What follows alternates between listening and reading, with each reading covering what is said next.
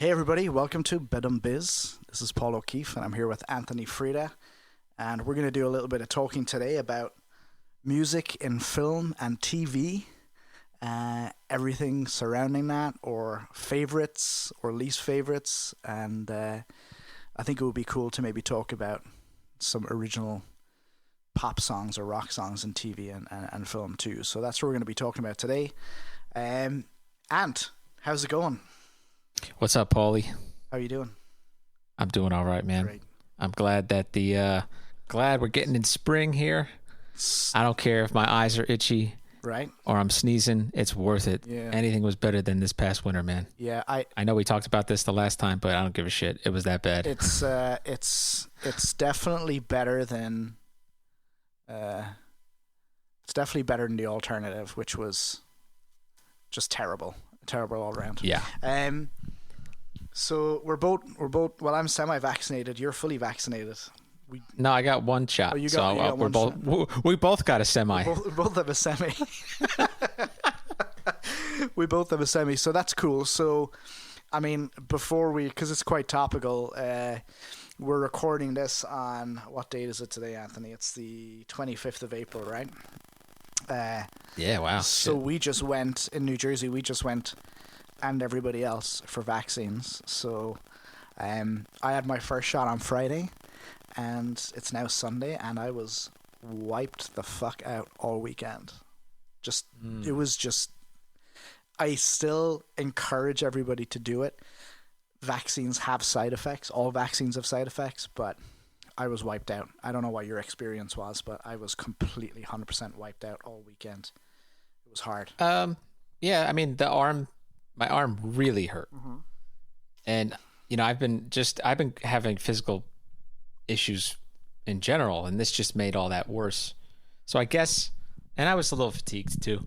So it was, hey, I think I expected it, Right. After 2 days I was fine. Yeah. So yeah, it was it's worth it. And I don't know how you felt, but I felt a little bit of a feeling of like a little bit of a sigh of like, oh my God, all right, there is an exit, or there is something. Yeah. We are going to get past it. I know it's just a shot. It's just one shot and it's just a vaccine. But the thought that seeing all of the people in that building who were just, it was so organized, and the amount of people that they were giving shots to, it just in that 30 minutes of time, there had to be like 30 of us in there. And it was in like a whole entire school.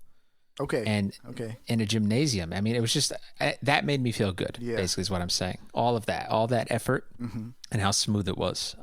Yeah. So. Yeah, I got mine done at a pharmacy that will remain unnamed, a chain pharmacy. And it was, I had the same experience. I was impressed by the organization.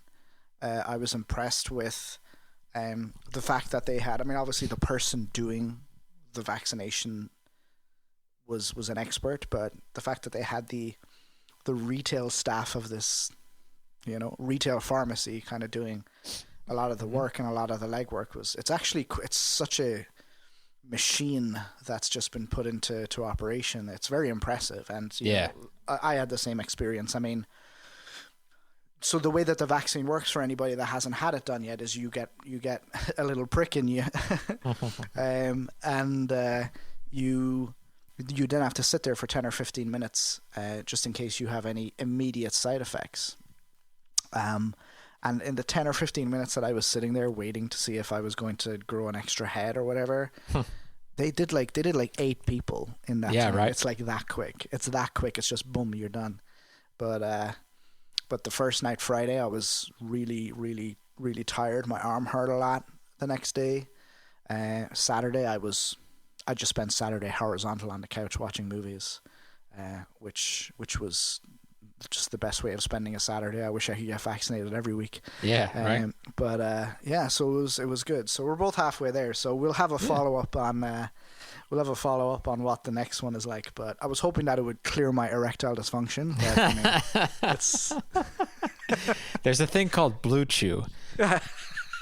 Blue Chew. Blue Chew, everybody. Right. Just go on bluechew.com/badumbiz for a 10%. Yes, advertising pitch. No, do not do that. Them, you will not get any discount. Yeah, we should send them this episode and see if we can get a deal. For real.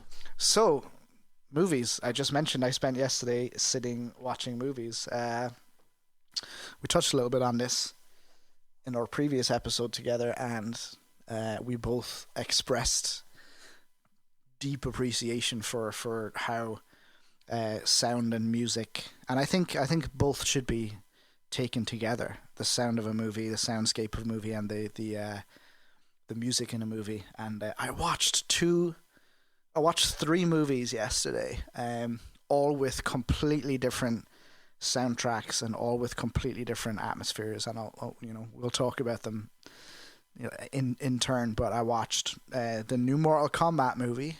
Oh, word. Which was, I was a huge Mortal Kombat fan when I was a kid. Was it good? Did you like it? The movie was terrible, but I really enjoyed it.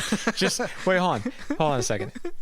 That is awful. exactly this conversation happened in the 90s when the first one came out, and that was exactly the same thing. Exactly the same reaction everyone had. Oh my god! Look, here's a good rule of thumb.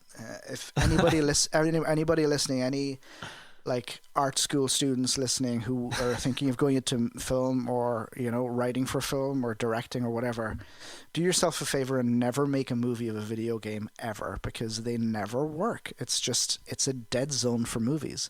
So the movie was absolutely terrible, and I enjoyed every single minute of it because it was a pure geek out.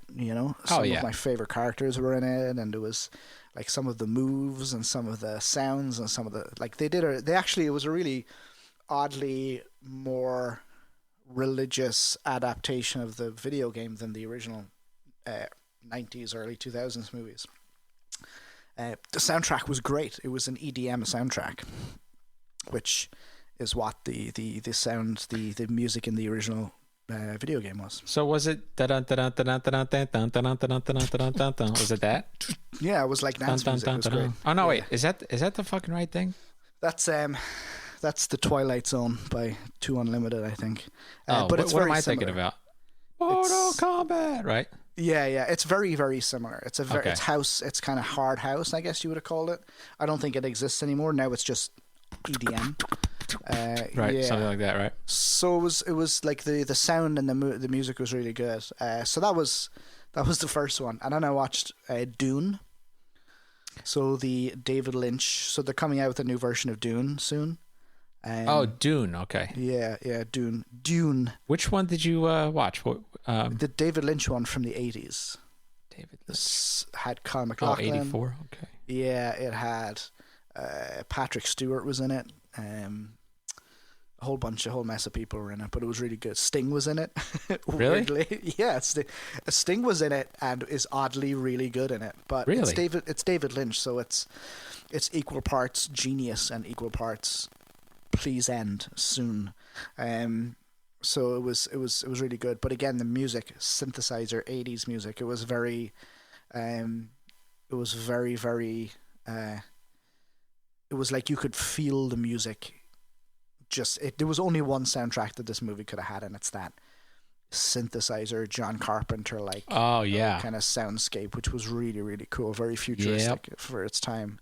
And then I watched a movie called Synchronic, which is it's like a time travel movie. So the movie's about these 2 paramedics who they get a spate of drug overdoses or drug related injuries in New Orleans, and it's people are taking this drug called Synchronic, and depending on what your geographical position is when you take the drug, you go back in time. What? For 7 minutes. Yeah. So it's actually a really kind of cool high concept movie, but again, the music was just really, really good. Really, it was very modern and very understated, but super, super interesting. So it was like 3 totally different soundscapes and totally different soundtracks, but it was awesome. But so I'm gonna ask you. Yes, sir. So, not forget about how good the movie was. What's your give me an example of one of your top, movies with a great soundtrack and great sound that really stands out to you. Oh man, I mean, the typical would be like Star Wars, of course. And as time has gone on, and the more, over the years, like I had my geek moments, man, especially as a teenager, where I geeked out on Star Wars. I would play all these Star Wars video games, and while you're playing the game, sometimes, and this is what I like about how they make music happen in video games, is you'd enter a new part of the level, or you'd get into a battle or something, and the music would change. Sure. And hey, depending on who was, in the scene, or who you're playing, the music would maybe have a specific type of like theme, let's say. So, like Luke's theme. Sure. Right? Okay. That's Luke's theme. Leia and Han have their own theme. I think I'll try to sing it, but obviously Darth Vader, bum, bum, bum, bum, bum, right? So good. So good.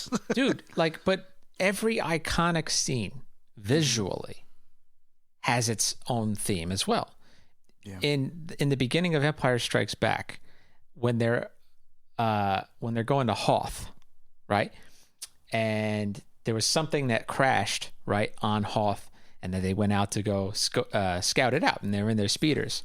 Sure. There's just like they were in their speedos.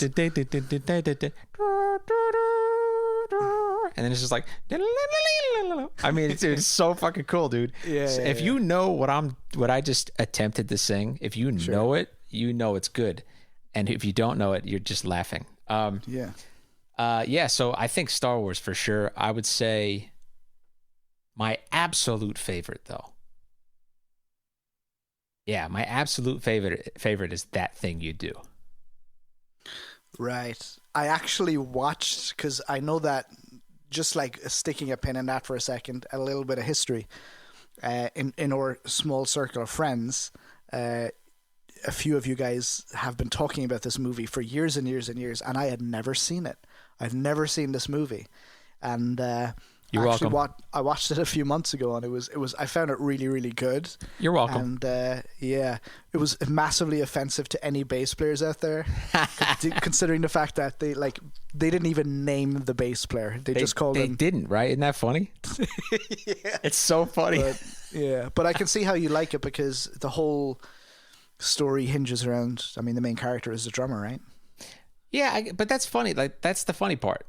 I think I identified with the good-natured personality of the drummer. Sure. Right? And the team effort. Mm-hmm. And it had really nothing to do... Well, I mean, it's weird. It's like I identify with that. That is my nature in general. And if you're a good drummer... Sure. You would be that way, because you want to keep you as a bass player as well. It's keeping things together. Yeah. Keeping things smooth. I mean... Even in the movie, like, there would be a conflict and he would not be confrontational. Mm-hmm. He would, try to be like a diplomat. You know what I mean? Sure. So, yeah. But the best part of that movie, I don't know if you can agree with me, is obviously the soundtrack is great. Wonderful. The playing is great, right? But the songs are great. And I didn't know this at the time because I was young. I might have been 7 or 8 when I first watched it. Mm-hmm. But I thought that, they're actually playing, right? And they probably were playing and making sounds, but the sounds that we were hearing was recorded by professionals, right? Mm-hmm. However, they really taught that drummer how to play. And actually, I know who the drummer... There's a professional drummer named Billy Ward who taught that guy. Right. And Billy Ward's a monster, but watching him play visually and then hearing the music made me want to play drums, for sure. That's what got me into it. Wow. Sure. So that is it. That's the big bang of Anthony Frieda's drum career. I think before watching that, I remember watching I was even younger, watching Nick at Night with my folks. Sure. And I Love Lucy was on, and I remember little Ricky, the son. They sat him down on a drum set, and he's playing traditional grip, and he's just flying on a drum solo. And I remember thinking, that kid's my age. I want to do that. You know what I mean? Yeah. Sure. So yeah, that's probably my favorite though. It's great, and that's actually a kind of cool. I was trying to come up with a better word for your birth as a drummer, but it's cool to understand that about you, knowing you for as long as I have. I'm like, yeah, that actually makes total sense, because there's a part of the movie. I'm not spoiling anything because it was 15 years ago, right? This movie came out, something. Oh, dude, this came out 20. Really? 5? Am I wrong? 25 years ago? Something like that. I have no frame of reference for time whatsoever. I still consider the Black Album to be a more recent Metallica album. There's a part of the movie where they've got this song, and it's a decent song. It's an okay song, but the drummer plays something different on it, and I don't know if he asked him to I love play that a scene. little faster, and then he does this drum beat, and it's very cool because it's not often, even in music movies or music documentaries or anything to do with music, it's always the singer does something or the piano player does something, or they have a epiphany moment or whatever. And it was just the epiphany in this movie was this guy had a great sense of groove and a great sense of rhythm and a great sense of how the engine of a song can change and make it better just by changing a very, very simple thing in the song. And it was a great scene where he just starts playing this drum beat, and just the whole nature of the song changes. It's the thing incredible. is he was supposed to be playing a cross stick, and if I know you, you're doing that. But it was know you, you're doing. It was right, very cocktail hour lounge kind of shit, right? Sure. And in rehearsal he was bored, right? But then on the performance, he hadn't performed for a while, so he was nervous. Mm-hmm. And he counted it off 1, 2, 3, and he just boom, fast. Yeah. And dude, yeah, they I think that was the selling point, that right there, because watching the people start dancing to the drummer. And the band wasn't even prepared to, you know what I mean? I remember thinking oh shit, you can make people dance. Yeah. Yeah, that was cool. Anyway. It was cool, and there was a lot of other non-music elements to that movie which I found very moving. Which was one of the parts was, I think there was an older female artist on the tour with them, and she was on the downside of her career, and I found that it was sad and moving, and I can see a lot of artists like that nowadays. I'm wow, that must be really hard to watch these up and coming artists as you're on the way down. And then there was just the way that, I'm trying to avoid spoilers because I didn't even see this movie till a few months ago, but the way that the whole thing kind of culminates, but it culminates with maturity. Yep. I always imagined, looking at watching music movies or band documentaries or whatever, I'm oh, how heartbreaking must it have been for that band to break up. But it's the way that they deal with it is just everyone's very calm about it, and everyone's very mature about it, and this guy actually just becomes an artist instead of just a drummer in a band, which was cool. It was and really cool. Shout out to Tom Everett Scott. That's the actor. Okay. And we're going to have him on this podcast one day. We could, because he's never been in anything else since, I don't think. That's not true. That's not really? true. Yeah, I haven't seen him in anything. He was in he's in a show recently with this comedic actress. I really like her, actually. She's so funny. Andrea Savage or something like that. And the show is called Sorry. He's her husband. He's great. Oh, okay. He's great in it, yeah. Yeah, I didn't, that was one of the things that I liked about it. I could really buy into it because I hadn't seen him in anything else. Those actors, other than, I think the bass player was probably the most known. Had been in so many more things, at least that I saw. him. Who was the guitar player? Was somebody? Who was he? Yeah, he was like an actor back then. I mean, I think he still acts, but he wasn't in a lot of stuff. Like, in fact, I think the bass player and the guitar player I had seen over the years in more films and shows. I can't remember his name now for the life of me. I don't remember his name.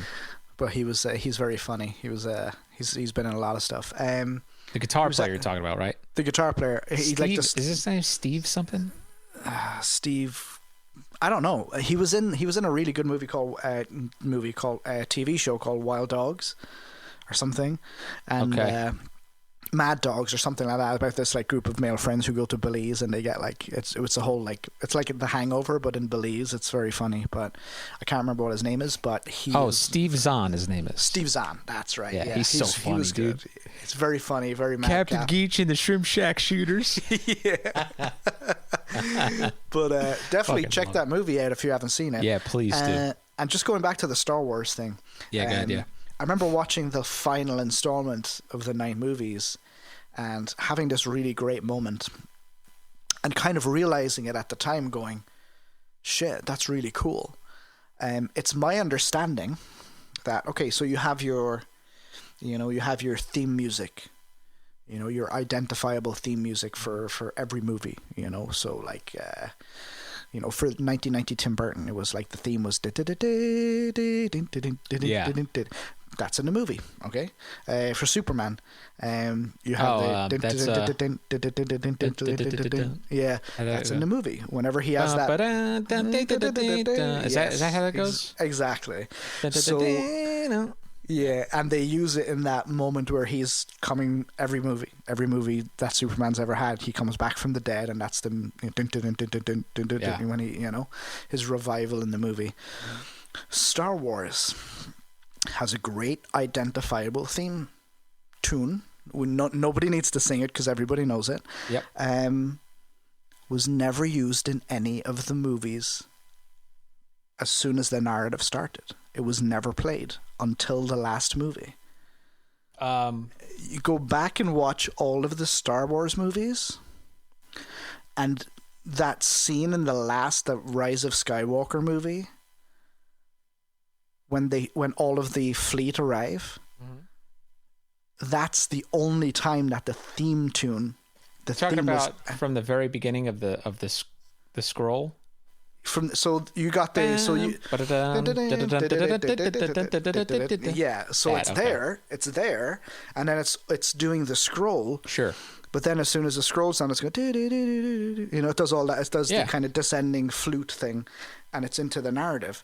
That theme was never ever used in the narrative part of the movie until that scene in the last movie. And it was so moving because I was watching the movie, I was like, this is a really good movie, this is cool, and then that scene comes on and it's like it was like I don't remember that. I guess I missed that. It's the only time that the theme music is actually used within the movie. Oh my god. And apparently the whole thing was planned by John Williams. When you think about like that, it's almost like, oh, there's no reason to, because there is so much other material. He came up with so many other themes. And he had so many opportunities. Like you think of all of the opportunities, like when Han Solo shoots the TIE fighters in the first movie, or we're not much of an opportunity in Empire, but in like Jedi when they destroy the Death Star, it's never ever used. He waited. I mean, you're talking about, so John Williams always had, I've read that he always had the inclination that there was going to be an expanded it was going to be expanded beyond the original trilogy, and he obviously did the music for all of the movies. And you think about it, the first one, he was created, what, 1977? 1977, yeah. So that's a long time ago. He held on to that moment for 9 movies. That's wild, Isn't it? Like, because you could, at any time in any of the other movies, you could have gone, this big hero moment, I'm going to just blast in with the theme music. He held back until the last movie, and then as soon as the fleet shows up, and it's the ultimate hero moment, and he just blew it. He just blasted the theme, and you're like going, shit, this is the first time the theme is actually That's played. wild. Isn't that wild? Yeah, I didn't even pick up on that. I should go watch it again because. Yeah. I mean, I'm now that I'm thinking about it, like Han and Leia's, right? That they have their love theme. There's this in when they're doing the last, when they're going through oh shit, when they're going through the asteroids, for instance, remember that? Yeah. That has its own theme. Like that has its own music to it. Oh man, if I can remember it.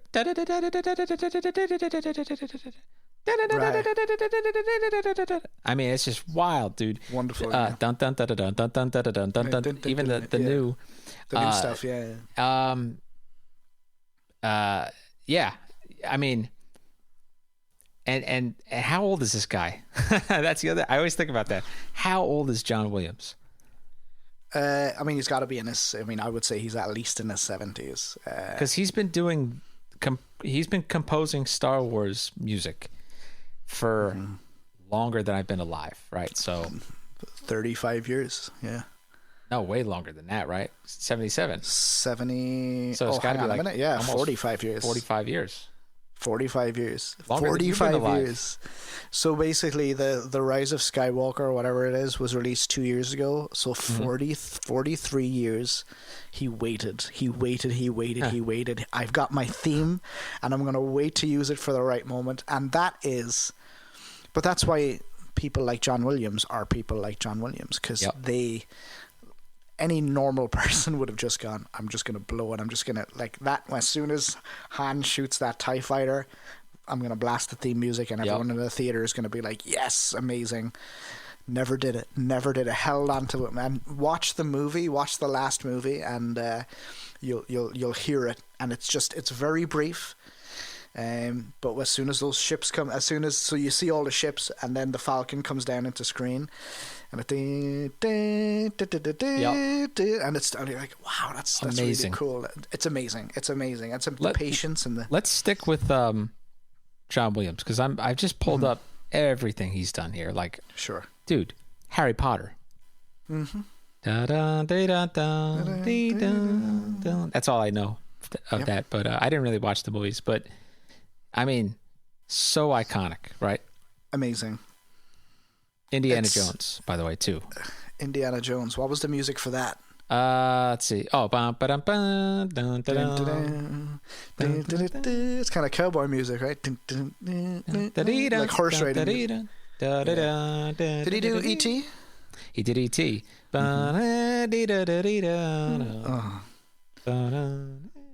Incredible. Amazing. Jurassic Park. Oh my god. He did Jurassic Park too. Yeah, man. He did Superman. He did the Superman theme as well. Dude, think about this, man. Check this out. I'm gonna oh my god, this guy's a fucking monster. I feel so terrible about my life now. Dude, right. Check this out. This is what this dude is. Dude, 77, Star Wars Episode 4. 75, Jaws. 77, Close Encounters of the Third Kind. 78, Superman. Like, dude, in a stretch of a couple years, the dude has done more than I've done in 30 years. Unbelievable. Unreal. Like you're just singing them off the bat. You just know, you know them all. You know. Yeah, man. Yeah, it's amazing. He did dude, he even did Rogue One. He did the music for Rogue One as well. He did Lincoln. He did Solo. So great, awesome, John Williams, killer, yeah, dude, killer composer. That like dude is killing. He's always the first guy that, I mean, if you do any discussion on film music, he's the first guy that you talk about. But then there's the second guy, and there's a greatest ever. There's a in any field there's a Tom Brady and there's a Pele and there's a Roger Federer or whatever. But that's not an interesting argument for me. The interesting argument is who's the second best guy. So what we're going to That's a do is tough we're gonna count to 3, and then we're going to say into the microphone who our second, like the number 2 music composer of all time for TV and film is, and then we're gonna see what we come up with. All right. So. All right. Give me a second. Okay, I gotta think about that. I think I know who I'm gonna say, but Mm-hmm. gotta really think it over. Give me like 30 seconds. Mm-hmm. In the meantime, play what's it called? What song did we play? Bossa, Blue Bossa. Do do do do do do do do do do do do do do do do do do. All right, I think I got it. Yeah. I think I got it. Yeah. Okay, here we go. After 1, 3, 2, 1. Hans Zimmer. Hans Zimmer. Yeah. Yeah. Okay, we're on the same page. Yeah. Hans Zimmer. I think Incredible. it's without question. Yeah, I mean, look, one of the interesting things about Hans Zimmer for me is he writes, he always reminded me of, who's the geezer that did, who's the fella that did the Bolero? The Bolero? Yeah, French guy. Andre. No, it was, No. it was, I don't know what that was. Andre Roux did. Maurice Ravel. Is that who you're Maurice talking Ravel, that's Yeah. right. So, All right. so one of the things that I liked about one of the criticisms through time for, and this directly relates to Hans Zimmer, is about Bolero was as good, as amazing a piece of music as it is, and as oft used as it is, is how fucking repetitive. It's just basically 2 different themes repeated over and over on different instruments, and I think that was also the beauty of Hans Zimmer. Yeah, and he's actually his 2 biggest influences. Hans Zimmer's 2 biggest influences were Maurice Ravel and Ennio Morricone, who did the music. Yeah, who did the music for, what was it called? That movie with the great music, The Mission. Just some of the most beautiful film music ever. And one of the great things about Hans Zimmer from listening to a lot of his soundtracks is he just repeats themes and uses. He's semi-music composer and semi-soundscape, developer. And I think it's incredible. I mean, some of the movies that he's done that I know of would be, he did a lot of the work on Pirates of the Caribbean. Yep. He did the Da Vinci Code.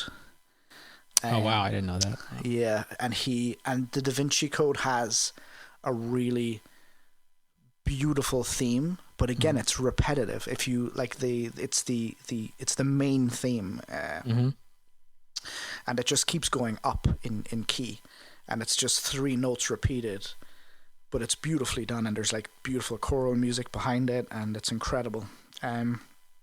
But again, very simple. It's not like John Williams is very romantic and intricate and musical, but Hans Zimmer is he knows what he's writing for. He's writing for a movie, and it's really odd listening to a Hans Zimmer soundtrack on its own.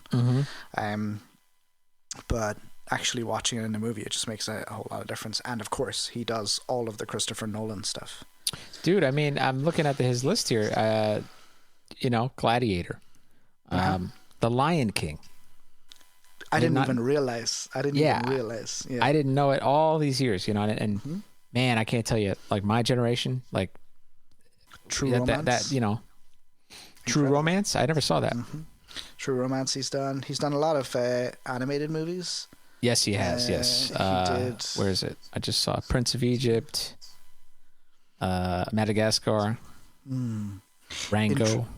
Yeah, interestingly enough, I'm seeing him here as being the composer for the score of the Simpsons movie, and not Danny Elfman. I wonder why that is. Yeah, who's now automatically number 3, right? I mean, if Hans Zimmer is number 2, but sure. Yeah, but I mean, just talking about his work in the Christopher Nolan stuff, three of his Christopher Nolan soundtracks are, and I'm going to talk about the most genius one last. You've got Inception, Yep. And he's one of these composers that is completely influenced by the work he's composing for. Mm-hmm. Yes. And he's got this piece in Inception, and if you want to look it up, it's called Time. Yeah, I know exactly what you're talking about. I'm going to play a little bit of it. Yeah. Time by who's it? Do you know who it's by? Hans Zimmer. Oh, he wrote the song? He wrote Time. Yeah. So basically, it's a part of the soundtrack of Inception. All right, let's see. But it's so quiet you can almost barely hear it at the start. Yeah, let's see if you can share audio. Let's see.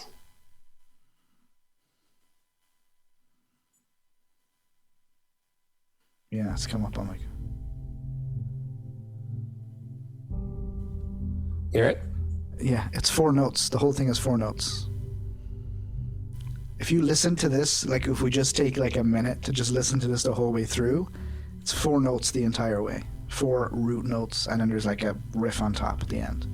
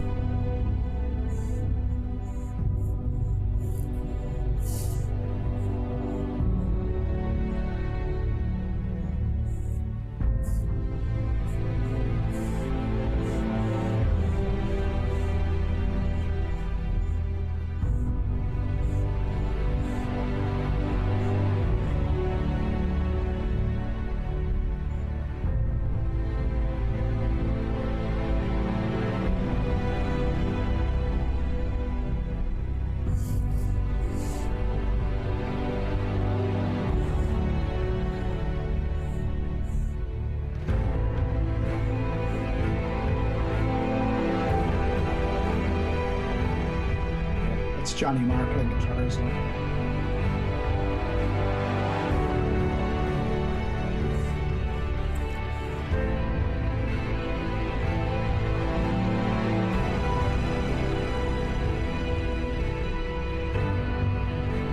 He uses the horns to bring the dynamic up.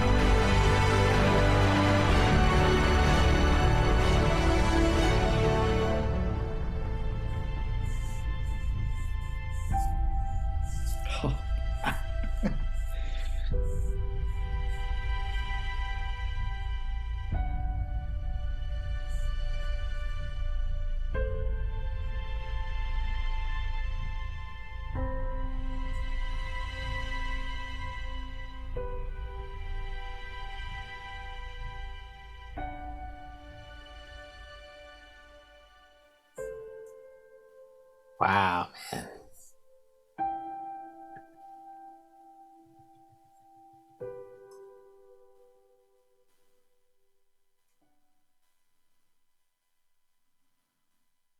Pretty incredible, right? Yeah, man. Wow. It's incredible. He just takes you to, what I love about composers like that is they, and it's interesting. I wonder how much are they. I don't need to see that movie to feel the feelings of that movie. Yeah. If that makes sense, right? Like, it's so specific though, that movie, right? It's like about fucking in limbo dreaming and all that shit, but it also is just really about love. Yeah. And that guy took you to he started you at a volume, at a dynamic that you're like, holy shit, we're at like P pianissimo, right? Yeah. And he takes you to such a loud dynamic that you didn't think, and it's not even loud, it's just rich. It's rich, and it's in this is where the Ravel comparison comes in. Is if you listen to Bolero, that's right. The different instruments that are introduced. I mean, you listen to the genius of Bolero. Just to get sidetracked for a minute. I mean, people talk about the rich A riff, melody, and then this kind of jazzy atonal B melody. That's great, but the genius of Bolero is the snare drum. Yes. The dynamic of the snare drum and how precise. It sounds simple. It's just a simple kind of marching beat. But the precision of the dynamic increasing, the precision of the dynamic changing is, if you listen to Bolero and you go, okay, it sounds really simple, but that snare drum is just increasing in dynamic. And I think he does that. Hans Zimmer does that very well. He uses the instruments to increase the dynamic. Not necessarily. I mean, there's definitely a sense of the instruments being hit harder, but it really is just using the orchestra as an instrument. And also, I don't know if you heard me say during the track that we played, he uses Johnny Marr for all his guitar work. Who's that? I heard you say Johnny something. He's the guitar player from the Smiths. Johnny, how do you spell that? Johnny Marr. Oh God. Oh, I got him. I want to say got him right here. M-A-H-E-R. Is that it? M-A-R-R. How do you spell Johnny Marr? M-A-R-R, I think. Yeah, I got him right here. Yep. Yeah. I didn't know that. He does a lot of he does the guitar work for that, and he did the guitar work for, which is the next, because Hans Zimmer is a top 3 for me. The next one that I was going to talk about was The Dark Knight. Real fast, before we do that, there is something that blew me away with Inception's soundtrack. Do you know about? There's this German piece of music or something. And I'm going to try to find it, right? But here it is. Check this shit out. Oh my God, this is amazing. So, what am I doing? I just shared the screen. Did you see Luckily you weren't watching some pornography before we started. You just saw my... Was that your grandmother? My diary. No, check this out. So there's this Edith... It's a French... I'm sorry, it's French, I guess. I don't know. Anyway, listen to this.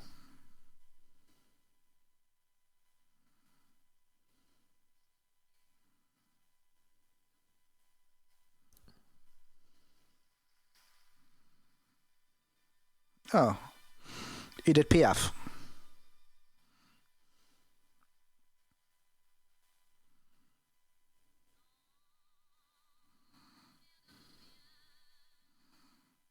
Okay, so here's what happens with that. What's that called now? Edith Piaf. Yeah. Yeah. But that's an Easter egg, Yeah, you know what I'm talking about, right? I know that's an Easter egg in the movie. Because oh man, I'm trying to find the video. Here it is. Here's the video.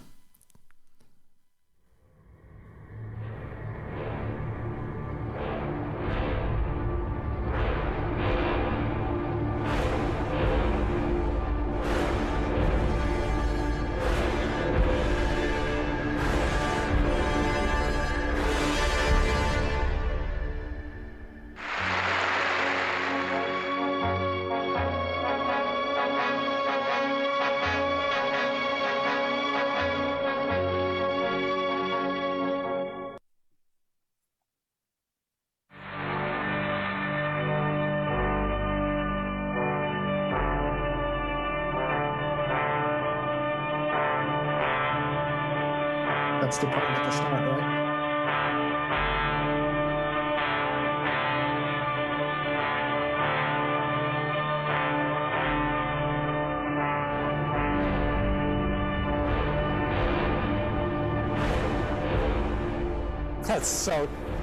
That is so cool, man. Dude, it gives me chills. So if anybody, look, for whoever just listened to that and doesn't know what the fuck they just heard, you know, it's so funny, man. We got to even explain Inception if I'm going to explain this.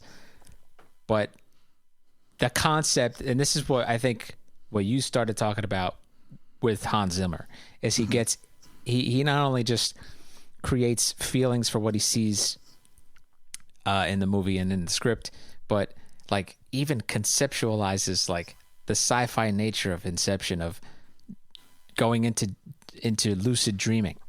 And there are levels of dreaming until you're in limbo, for instance.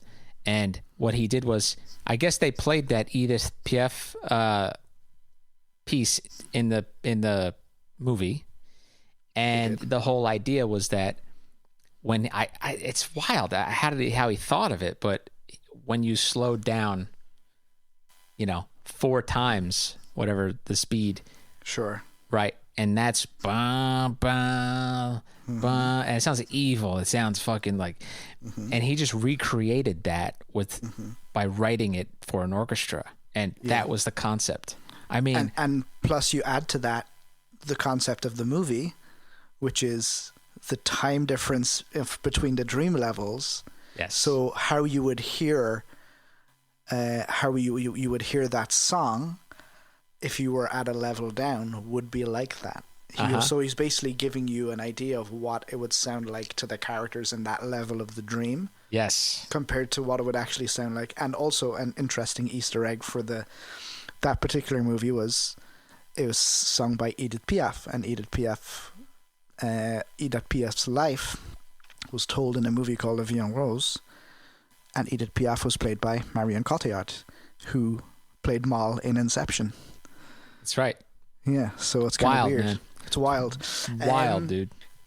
There's so many clever things he does like that. So many clever things. And the number one is the cleverest one, but I'll get to that in a minute. Number 2 soundtrack for Hans is The Dark Knight.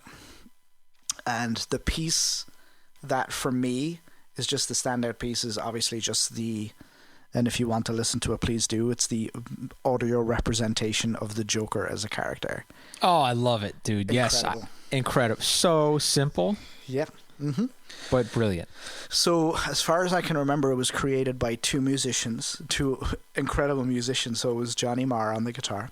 I think he was using an EBow for a lot of it. And for people that are not familiar what an EBow is a electronic device that uses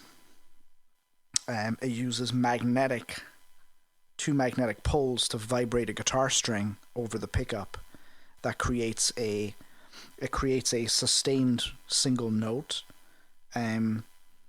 which has undertones and overtones with it. So it creates 3 notes in one. So it's a very unique sound it creates. But there's that, and plus he coupled that with the cello playing of an incredible cellist called Tina Guo, who's basically, right. if you've seen a movie with cello in it, it's basically her playing it. She does all of the things with cello, and it's completely atonal. It's completely just creepy and insidious, and I wouldn't know how to explain it in theoretical musical terms, but I remember watching the movie for the first time thinking, like, this characterization is great. Heath Ledger is clearly monumental in it, but yes, that soundtrack creeps me right out. There you go. That's an EBow. It's fucking brilliant. So simple. So simple. No, there's nothing to it. Listen to that.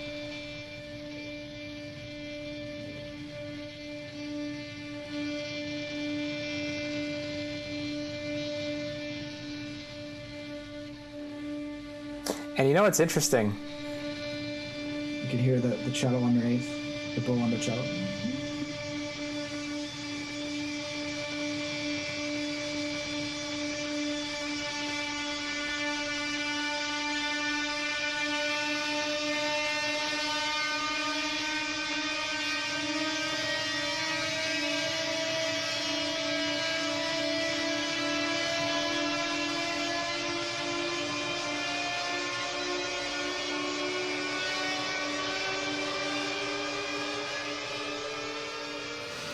So, very interesting thing about this. They're schemers, nothing but schemers.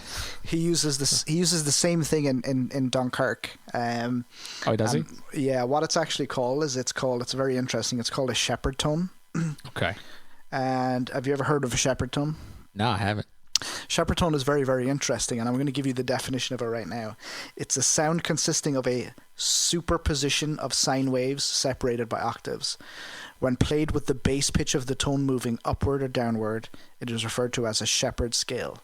It creates the auditory illusion of a tone that seems to continually ascend or descend in pitch. Oh, I know what that is. Yes. Yes. Okay. Which ultimately gets no higher or lower. So it creates a auditory illusion that it's a continuing, like, scale going up or down, but it's not going anywhere. It suits that character and it suits that movie. So the chaotic nature of that movie so well.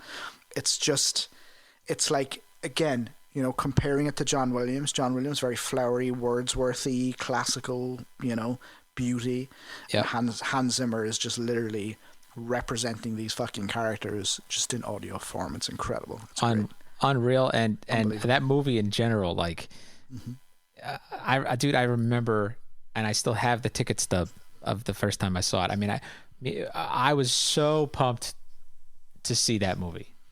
I mean, incredible. And I do kind of think to this day, like, man, if Heath were still alive, that trilogy would be different. It would have panned out differently. It might have been epic. You know, like, it might have been epic if he were able to do another movie. Sure. Oh man. But anyway, Hans Zimmer. Because, you know,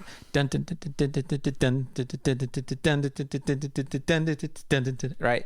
I mean, so simple, incredible. And then his number one soundtrack for me is Dunkirk, and the way that timing is used in it. He uses the clock, so he recorded a sample of Christopher Nolan's Pocket Watch.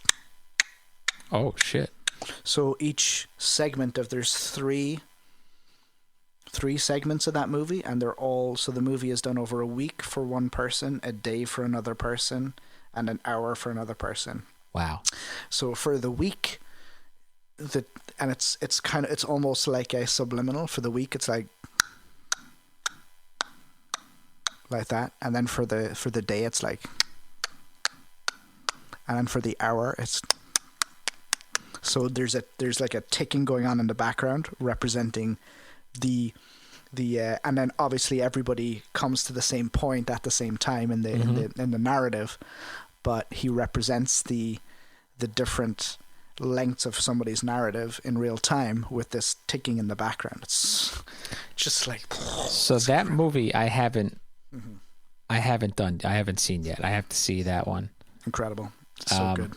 Another guy that, by the way, is kind of, I'm seeing him all over the place now, is this Ludwig Göransson. Okay. He did Tenet. Did Tenet? Okay. Yeah, he did Tenet. Yeah. But if I'm correct, he also did. Yeah, he did all of the soundtrack for The Mandalorian. So good. Yeah, so cool, man. So cool. Fucking cool. So cool. He did. And he did the Black Panther. Okay. Yeah. The dude. I mean, the dude is, and there's a video actually of his like making of and it just looks like he was just a very simple process. I think he also worked with. Yeah, I think he worked with what's the guy's name? Donald Glover. What's his artist name? Childish Gambino. That's right, Childish Gambino. And I think he worked on that one. I guess it was the last. Was it the last album? Childish Gambino. Where they had that song Redbone, and all those great tracks, man. I think he worked on that with him. So amazing. Good, right? So good. If he did Tenet, then Tenet's an amazing piece of art, an amazing. Oh, you saw it? I've seen Tenet. Yeah, the music is fantastic in it. The soundtrack's amazing. I assumed that it was Hans Zimmer again, but I guess he moved away from Hans Zimmer and used somebody else, which is kind of cool. It's interesting because I know you're going to tell me the same thing, like that you really can't say anything about Tenet, that I just have to see it, because that's when my one buddy was like, you have to see it, and I can't tell you anything about it.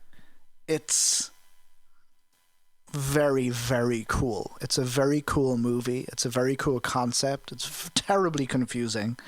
I love it. You know, give it a couple of watches. It's very confusing. The guy, I don't remember what his name is. The guy from BlacKkKlansman's in it. He's great.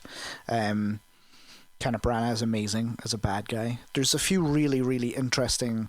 It's a very technical movie, so he's really showing off his technical filmmaking abilities in this movie, but it's phenomenal. It really is. Okay. It really is an incredible piece of work. It's just mind-bending how it all works. I mean, after the movie ended, I was like, I don't really know what happened, but I just know that I enjoyed it.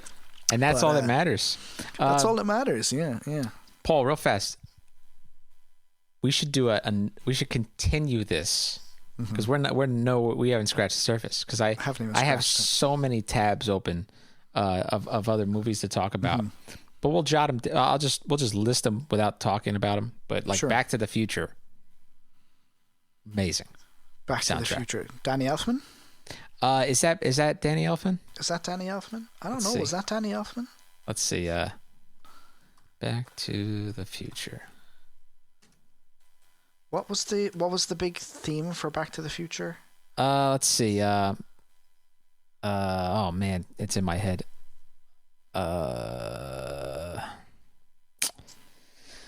Come on. Alan Silvestri. Da, da, da, da, da, da, da, da, da. Yeah, it's Alan Silvestri, man. He's great. Alan Silvestri is superb. Alan Silvestri did Back to the Future. Alan Silvestri also wrote one of my favorite themes in any movie ever, and you're going to make fun of me for the movie. Go ahead, I don't care. It's called Serendipity. Okay. And he did this theme, it's the most beautiful theme music I've ever heard in a movie, and I can never fucking find it online anywhere. There's no recording of it. Like, there's no standalone recording of this, but it's beautiful, like a little piano piece. Alan Silvestri writes a lot on piano. Okay. He's a very good pianist. But Back to the Future, what an amazing soundtrack that was. Amazing. Incredible. Amazing. Like you said, the guy plays piano, and one of the things about that soundtrack that get me, and I remember being a kid, I remember it was always on, and when it was on, we would always watch it, right? I don't think you're allowed to not watch it. I think that's. I don't think it's a law. I think, right? I think it's a law. Yeah. You have to, right? Mm-hmm.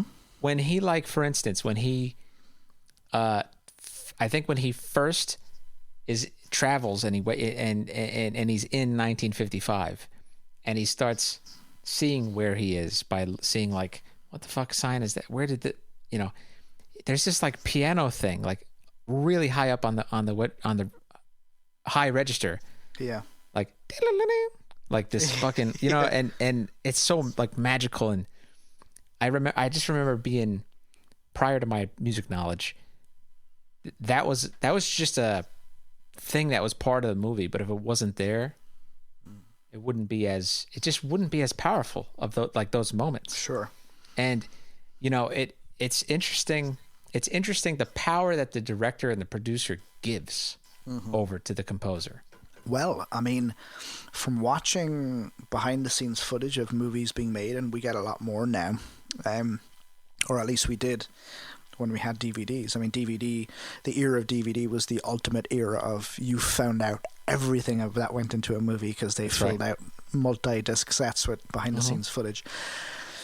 And I always got the sense that these composers were just seen as luminaries on on these movies. It was like you could see the director, like, bowing and kneeling down, saying, "Here you go, composer. Here's my movie. Please For real. Sprinkle your fairy dust on it. I mean, one in particular that I just gorged on at the time was the Lord of the Rings. There was so much. When you bought the extended version on DVD, you got like 8 discs of extras, and that's right. There was an entire hour-long documentary on the music, and the soundtrack was created by Howard Shore, who's an amazing composer as well, incredible composer. Mm-hmm. But just the way that it was just like Peter Jackson sitting in the studio. And like Peter Jackson is an involved guy. Like he's a hands-on guy with filmmaking. I mean, he's a film school guy still. You know, like he always says he makes very expensive film school films. You know, and he's just like, you know, he's in Abbey Road, and he's just letting Howard Shore do his thing, and it's just incredible to see. You know, Howard Shore Howard Shore is like I would say he would be on the older side of composers. He wouldn't be one of these young guys like, you know. His music was very, compared to John Williams, very romantic. Yeah, and very. Howard Shore does a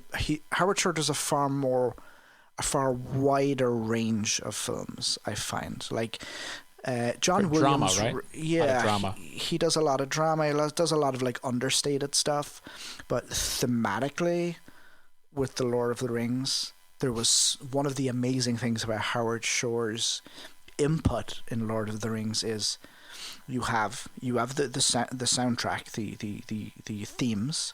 There's so many of them.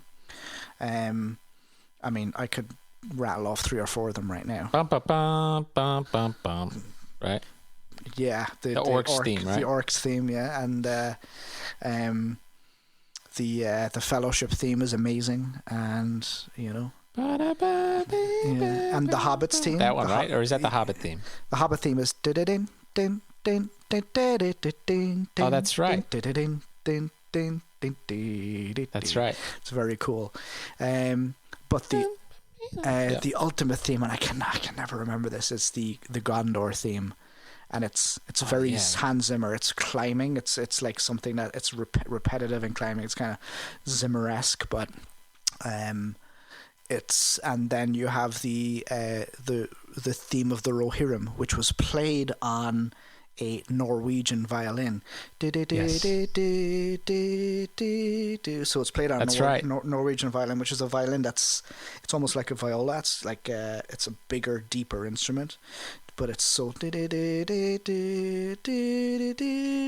like just a solo violin. It's so beautiful. So he had that. He also had the 3 theme songs that were sung respectively by Enya for the first movie. Oh yeah. Emiliana Torrini for the second movie. Didn't he have Annie Lennox for the third movie? So he co-wrote all of those songs, but then he also had, if you watch the extended editions, and there's some in the movies, but there's songs within the movies.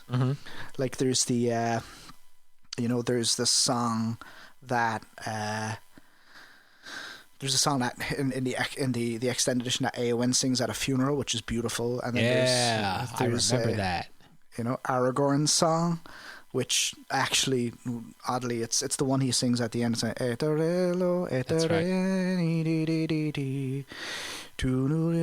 it's so beautiful. But he wrote all of that as well. He wrote all of the songs within the movie. He co-wrote that with Viggo Mortensen. Himself and Viggo Mortensen sat down and co-wrote that thing. You know, I feel like Aragorn should sing to the hobbits or sing to the people, and he co-wrote this just using the mythology and the words and the Elvish or whatever he was. So just the amount of elements that were created, and it all nearly never happened, because there's a very funny story with the Lord of the Rings soundtrack. So it's hilarious. So they recorded the audio.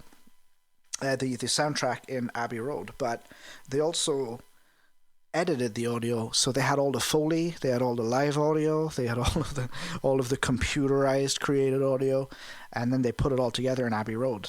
And this is just go. You're talking about Peter Jackson being a film school guy. the audio was put on a thumb drive. Okay?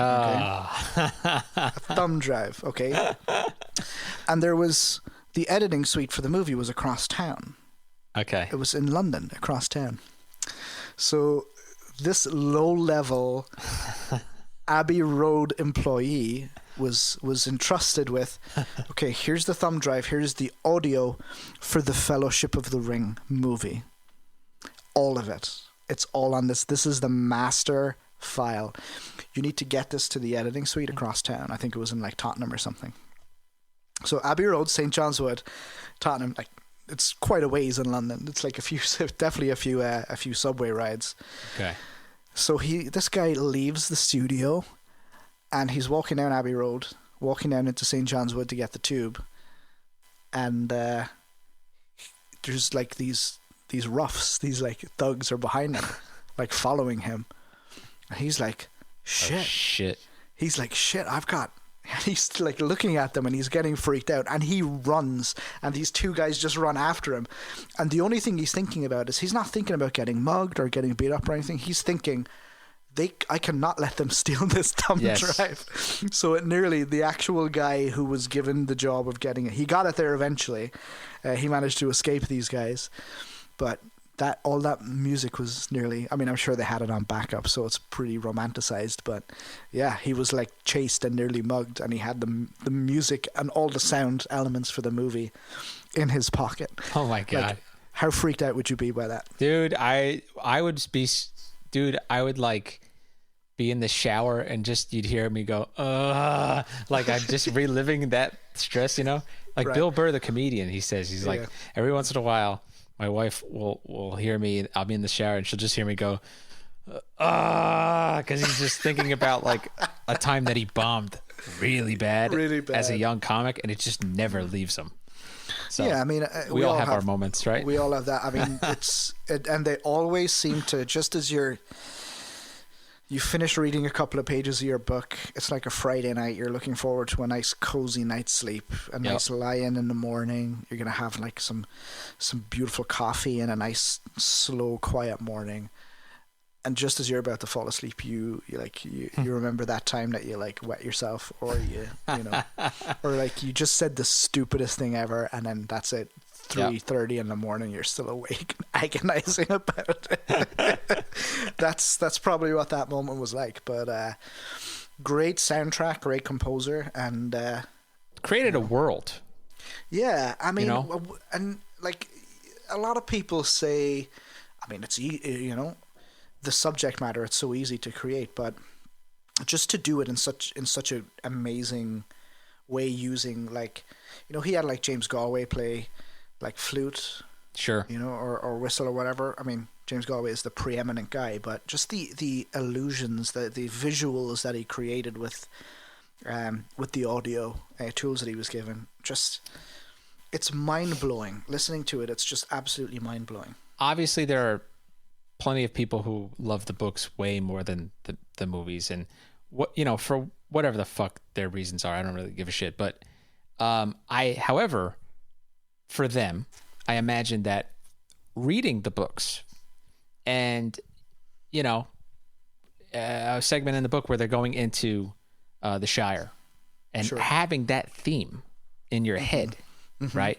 Mm-hmm. Or the Gondor theme, like you said, or like even certain scenes, there's music from certain scenes in the movie that I can remember. And that must be cool to like, specific to that legendary series of books, right? Like where it existed long before the movies, and people, they were fans of it long before the movies. It's almost like I would hope that people who enjoyed, I would hope that the people who like the books more, who will read it now and again, I hope that the soundtrack helped make that experience better. Yeah, I mean, I've actually read the books on a few occasions since I've seen the movies, and I used to read the book more regularly. I was on the Christopher Lee timetable of reading The Lord of the Rings, which is once every year. He used to read the books once every year. I used to do the same thing. Wow.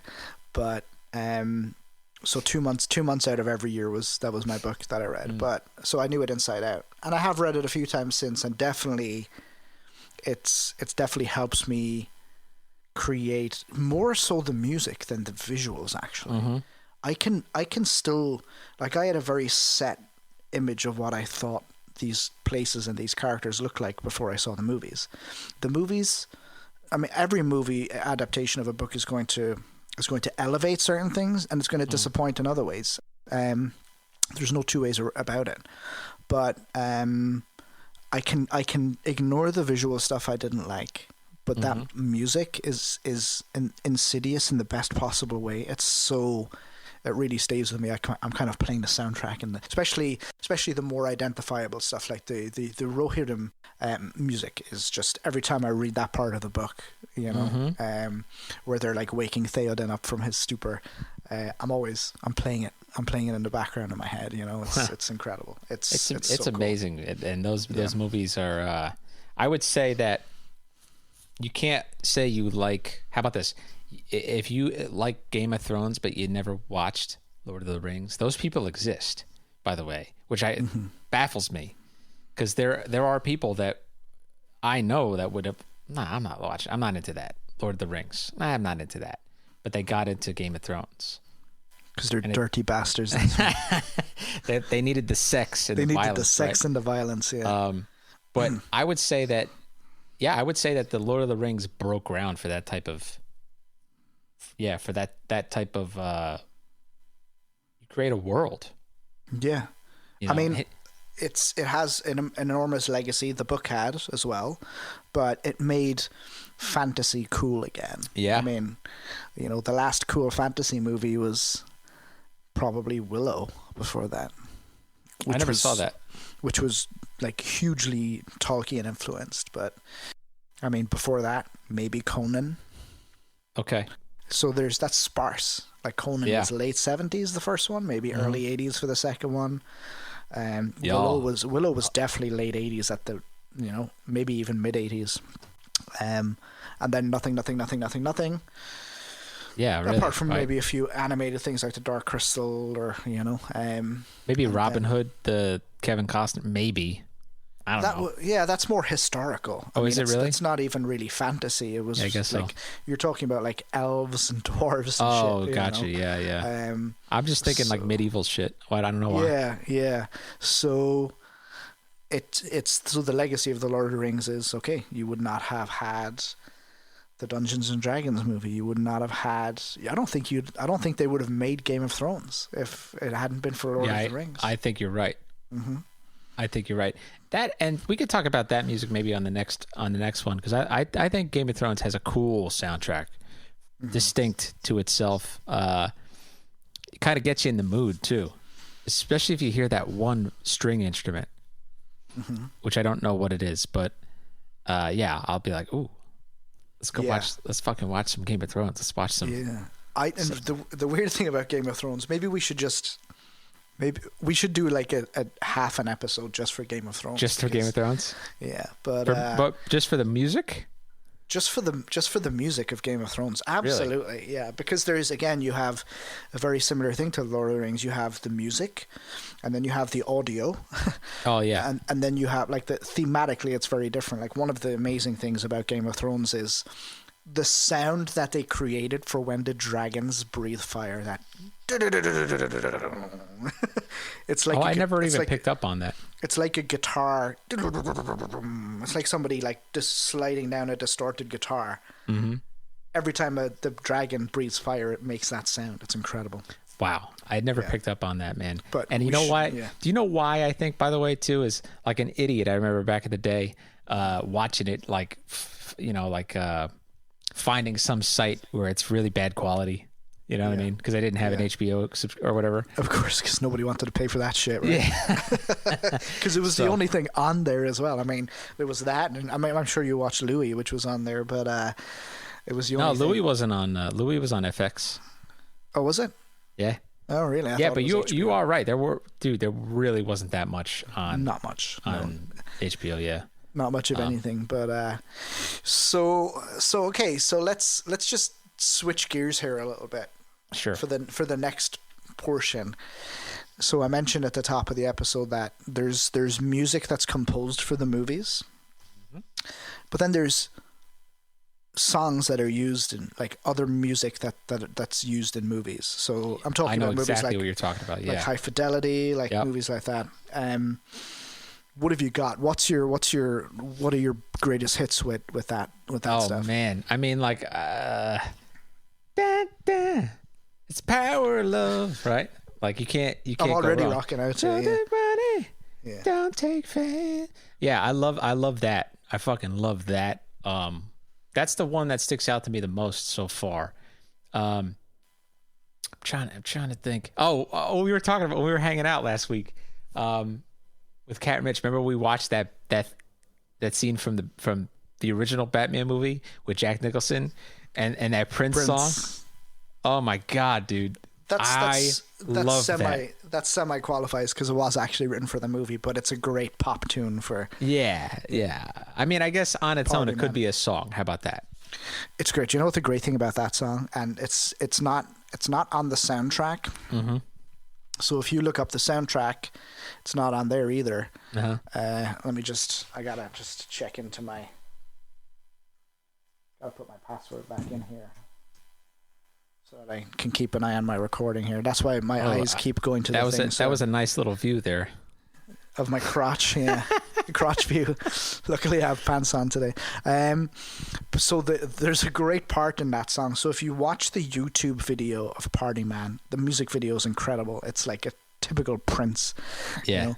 But there's a amazing saxophone solo in it. Amazing saxophone solo. It's not in the Spotify version of it. It's not in the movie version of it. But for the music video, it's an extended version of the song. You look it up on YouTube. It's the only place I've found it. And I know that there's been a mining of Prince material off of YouTube recently. Oh yeah. So it may not even be there anymore. But there's a great groovy saxophone solo. It's very 80s, but it's played by he had a amazing female saxophone player. I cannot remember her name for the life of me, but I see the video right here. Candace something, yeah, and it's really good. It's really, really very cool, and the actual saxophonist that. Oh my god! In the video, Prince has half his face is like the Joker. Yeah. That's amazing, dude. Yeah, it's really good. The music video is very cool, dude. Even at the end of the movie when he had that parade, do you remember? And there was also. Right. There was also a Prince song. It's called Bat Dance. Bat Dance. So it used, and the interesting thing about it is that, so you have obviously Danny Elfman's music. That has a music video too. What, Bat Dance? Yeah. Yeah, but the crazy thing about it is, and I didn't realize this till later on, is that he uses, remember the 60s TV show with Adam West? Yeah, of course. Batman. He uses that same thing. Batman. He uses that in Bat Dance. Bat Dance. Oh shit! That's what it is. It's the same theme. So it's like he kind of keeps it thematically through it. Yeah, but it's a very similar beat to Party Man. But obviously he obviously was keeping repeating themes. But I think he did Vicky Vale's theme, which is beautiful. It's piano, I think. Okay. Yeah, incredible. That's actually a really cool call because we were listening to it last week thinking, and remember Rich telling us he hated the song. Oh, that's right. And that's I right. think it's great. I love it. I love it. We were dying laughing. It's the Joker. He just gassed a bunch of people in that museum/restaurant, which was kind of weird, by the way. Yeah. And they're dead, but he left that mask. Oxygen mask or whatever for Vicky Vale, he can come in, destroy all of the art, right? Yeah. Dance around like an idiot, right? And then sit down and have dinner with her. Yeah. I mean, it's just when you think about that scene, I remember being a kid. I remember being like 4 or 5 years old watching this movie, man. My parents let me watch it, and things like that didn't register the psychotic nature of it. I just thought, this guy's fun. He's fun. He's a cool guy, right? Those people went to sleep. Look, they're smiling, Yeah, they're smiling. Yeah, it's nice. It's not creepy at all. And it was great. hang on a minute. I like this one. Oh, that's it's right. Like really dark one with the guy stabbing something. Like, I like this one. Yeah, Dude, I love it. So cool. Very, very cool. Very very of its time as well. Like we're moving from the 80s into the 90s. I mean, yeah. I remember telling you last week when we were hanging, I watched that. I went 9 times to the movie theater to watch that movie. I mean, I was all about Batman. I was all about Michael Keaton as Batman. I thought he was great. Yeah, he was had good. his detractors. He's great. He's going to be in the next Batman movie. That's right. Oh wait, hold on. No. I'm sorry. The one after the next one. He's going to be in the Flash movie. The Flash. That's the one. Yes. Yeah, he's going to be in the Flash movie, which I think I think that's so cool. Well, what I like about it is, I think it's encouraging because, just getting off the music thing for a minute, the fact that he's going to be in that movie it's clearly going to be a multiverse thing. Yes. So that introduces all sorts of possibilities for that to happen. Whatever is left of DC. Whatever is left of DC. Well, I mean, I think maybe Zack Snyder just saved DC with his version of. I didn't see it. Thing. It's way too long, but terribly Zack Snyder. One of the things that I didn't like about it, I sat down to watch it, and he uses the old aspect ratio. So it's not widescreen or anything. And it was okay. And you can't change it. You can't change it because it's like, and then the message that comes up is like, how eye-rolly is this? You are not allowed to change the aspect ratio of this movie. The reason we have done this is to keep Zach's original vision in mind. I'm like, fucking snooze. If I go to see a fucking Christopher Nolan movie, he doesn't make me watch it in IMAX. He doesn't go, no, if you don't have IMAX on your TV, you cannot. Like, it's such a douchey thing. But I'm a huge Zack Snyder fan. I love everything he's done. I love. I mean, I don't understand why people don't like his movies. I just don't. I think he's really. I can sit down and watch a 3-hour movie, no problem. Some people can't. But I'm a fan. But I was just like, please, just make the fucking movie to fit my TV screen, will you? Yeah, yeah, for real. But I loved it. But so going back to songs in movies. Yeah, what's yours? Mine is a little bit unusual. Mine is the theme. It's been appropriated. Now people think that this was written for the film, but it wasn't. It's the part of the piano part from Tubular Bells in The Exorcist. You know what? Never seen it. I know that though. Lots of people. I mean, people are always surprised to hear. They're like, "No, that was written for that movie." It was not written for that movie. It was used in the movie as part of the soundtrack, but it was not written for The Exorcist. Wow. And that's my one. I mean, like you're talking about. I mean, it could have been written for the movie. It's so perfect. It's so perfect for it. But it's so. I mean, it makes. I never saw the movie, but I know it. You know what I mean? I know that theme. Yeah, that's how powerful that is. It's incredible. It's such an incredible piece of music that just. It's even though it was written completely independent of that movie, it was perfect for it, and just the right amount of creepy. It's also very beautiful, and it's used sparsely in it, but pretty incredible. And then also you've got, I mean, we didn't really have this movie in Europe, but that Simple Minds song from The Breakfast Club. Oh God, yeah, that's right. Don't you forget about me. Crazy. It's crazy how. Yeah. It's just like. It's like that, and the one that you mentioned, which was from. What was the one you said? Oh, Power of Love from Back to the Future. From Back to the Future, and St. Elmo's Fire as well. I believe St. Elmo's Fire was written for that, but so that's not really qualified. But okay. But yeah, there's a lot. There's a lot. Yeah, there's a lot of great.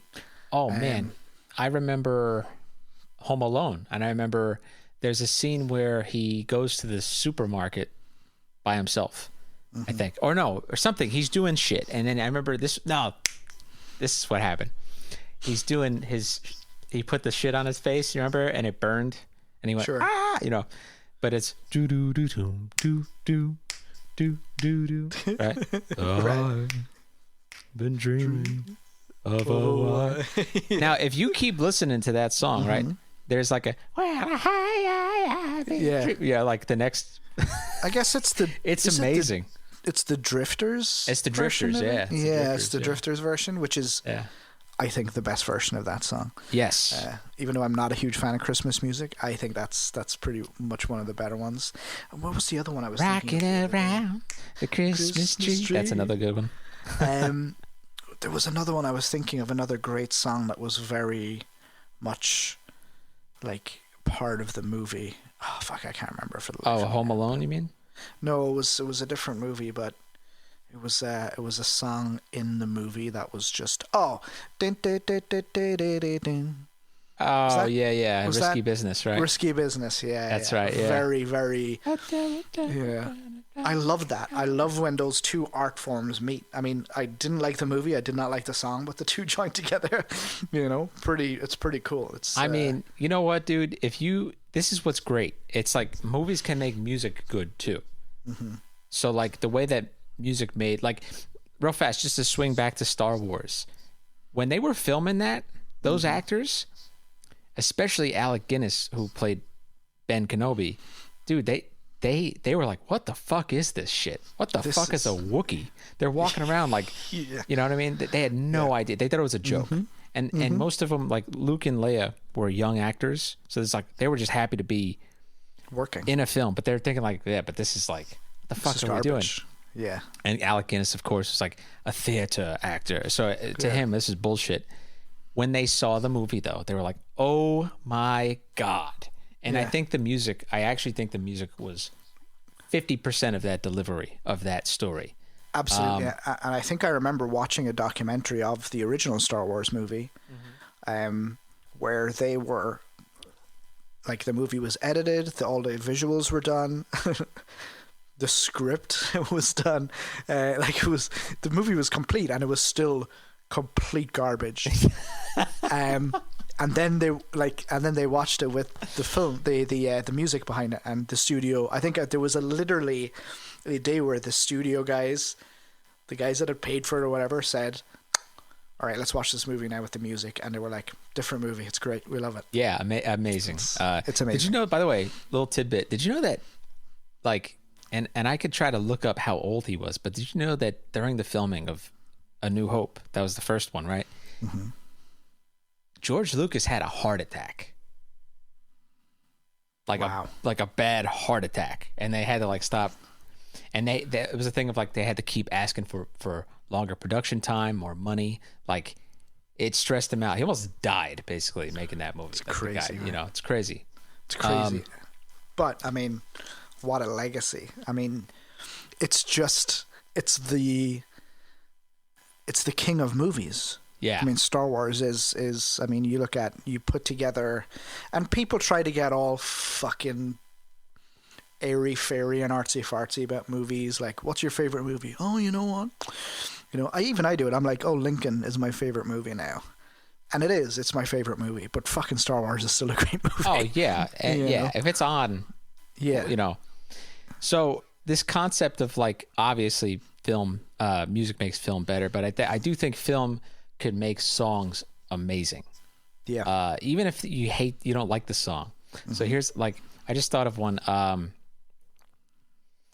Well, oh man, let me pick another one. And it's not that I don't like this song. It's just I'm not going to put on Phil Collins, but to listen to that much ever. But like The Hangover, you know what I mean? Okay. I can feel it coming in with Mike Tyson. Sure, yeah. Do you know what I mean? Like, amazing, right? Yeah. Oh, here's one. Here's the one I thought of. Now, I was a Rush fan when I was a teenager. As I matured, I just didn't connect. Mm-hmm. I think we talked about this. Yeah. I didn't connect to it as much, right? Great music, though. I can completely understand you not connecting to Rush 100%. That's all I'm going to say about it. Emotionally, I didn't connect. Yes. But that movie, I Love You, Man, mm-hmm. They made Rush cool. You know, like, do you remember like I don't think I've watched the movie I Love You Man. Is that Paul Rudd? Yeah, you got to see it. It's great, man. It's I don't think I've watched the movie.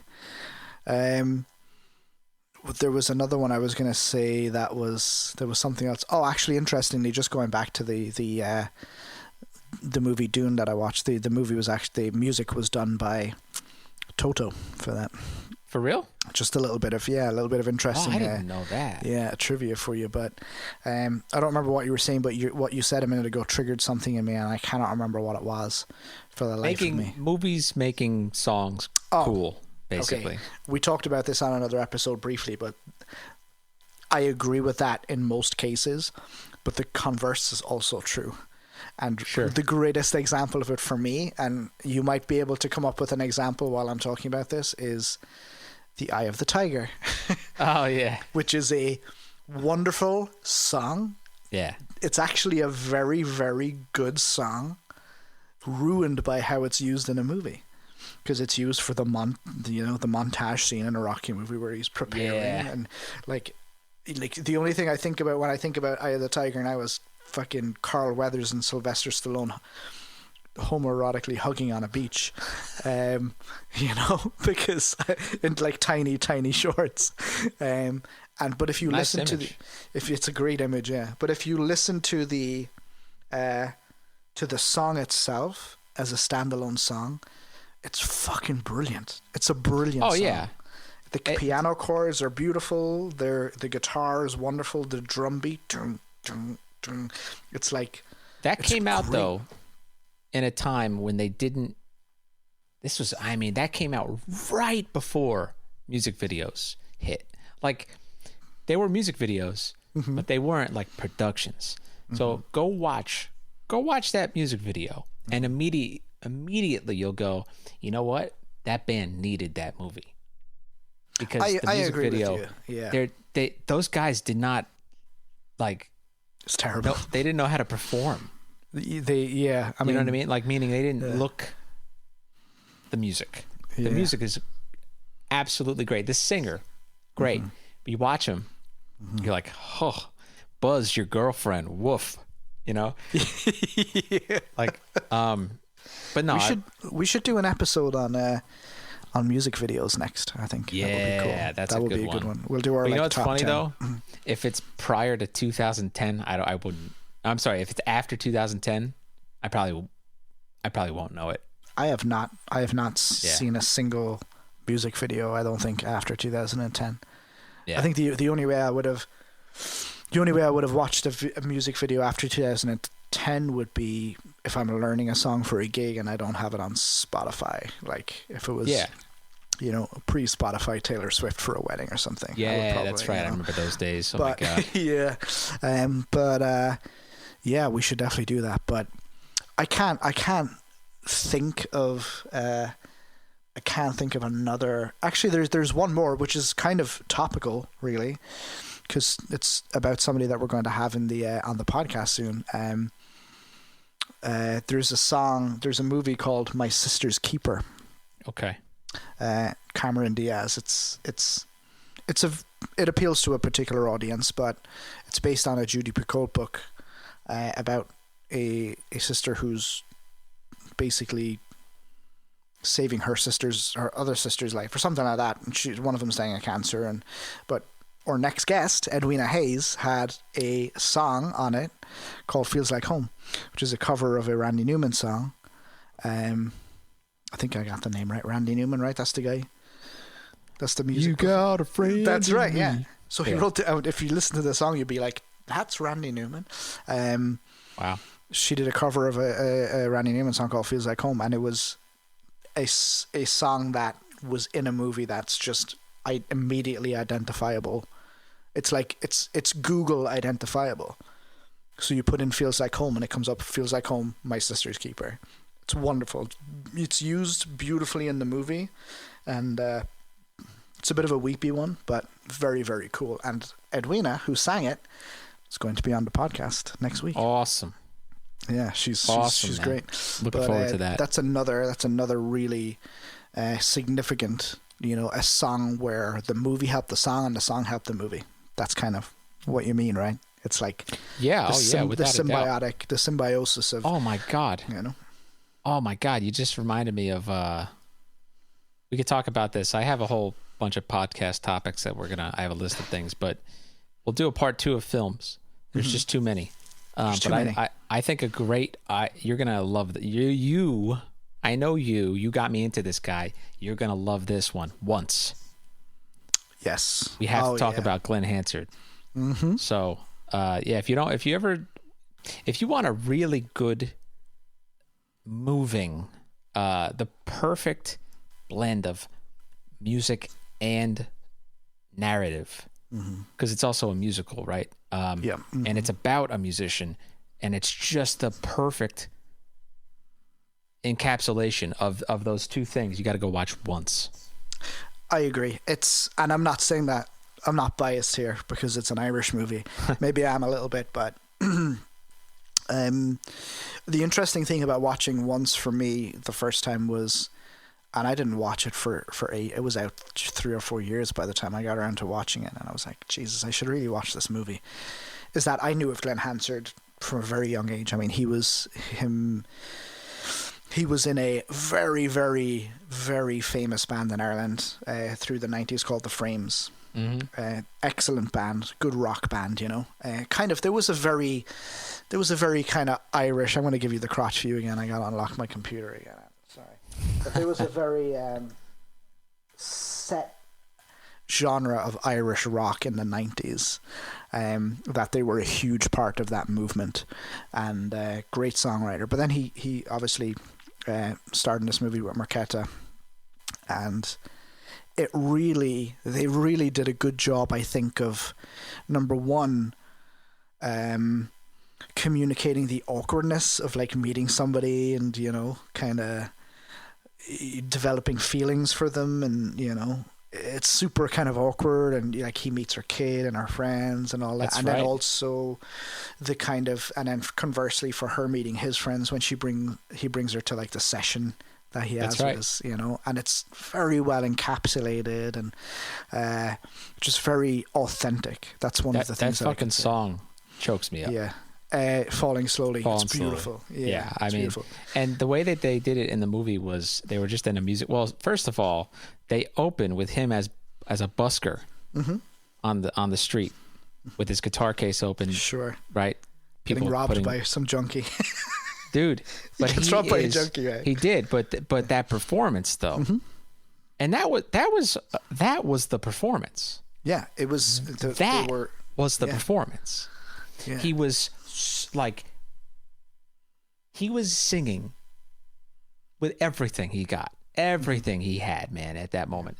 Loud, just really strumming the fuck out of that guitar. Powerful. That hooked me. And then because that's where he met her, and then they walk or something or whatever. They met at a music shop. Yeah. He started playing a song, which was that song. And then she just sat down on a piano and started playing started playing. He started singing,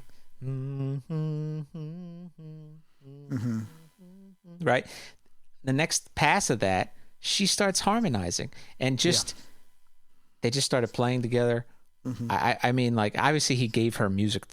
I think he wrote down something for her to read, but correct. Yeah. That was a perfect, beautiful musician to musician moment. And then obviously with romance in between it. I mean, sure. I don't know. Single guy talking here. That's like a dream. Yeah. Scenario right there. Like to have such a connection with through the thing you love the most. And then through that you meet the person you love the most. I mean, that amazing. Yeah, it's interesting. It's very kind of, you can see immediately when they meet the chemistry that they had as characters, and then also as actors. Yeah, superb. Just that scene actually in the music shop, because, dude, that's what we did when we were. I mean, I feel like the only thing that the movie got wrong is the age of the characters. I think if the characters had been a little bit younger, it would have been a monumental classic. I mean, Sure.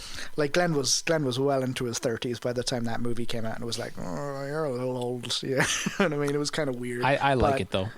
No, it was cool, and it was cool that they played off it being like he had committed himself to his art to the degree where he had sacrificed his own kind of almost well-being to be, you know, who he was. But that scene in the music, like, that's what we did when we were kids. We went to guitar shops and picked up guitars and played. And like, I think there's a bit even in the movie where the guy that owns the fucking shop is like, oh yeah, why are they singing in there? Like, it's so weird. But it's interesting that, I mean, I guess they didn't really understand this at the time of creating the movie, but it's and I don't know who's listening if they've seen the movie, but it's right at the top of the movie. It's in the first 15 minutes, you know. And it sets off this, it just creates, like, there's the initial performance of him busking, which is wonderful, but it just sets off this cascade of like beautiful communication between two artists on a level that I wish everyone could understand at some stage in their life, you know. Just connecting with somebody in such just a different level, and you can see it on screen happening. Like, you can see these two characters falling in love with each other through this medium, you know. It's great. And you know what, if you want to just like get into Glenn Hansard himself, I listened to him talk to Pete Holmes. That was one of the best podcasts I've ever listened to. I mean, he is such a great storyteller. He's got great experiences and stories to tell. Sure. He seems like an incredibly generously nice, humble dude. I was inspired by the podcast. This is just a guy. He's like, at base level, yes, I have a career as a famous musician, but I'm just a guy who's busking still, like in a just people are actually coming to see me do it, and it's in a theater kind of thing. Like, sure, you know, it's very, very cool. He's very happy, you know, very like happy to be just playing music. And that, you know, he's spearheaded a lot of very good movements in Ireland. He's obviously very much involved in the development of young artists. Not in a Ryan Adams way,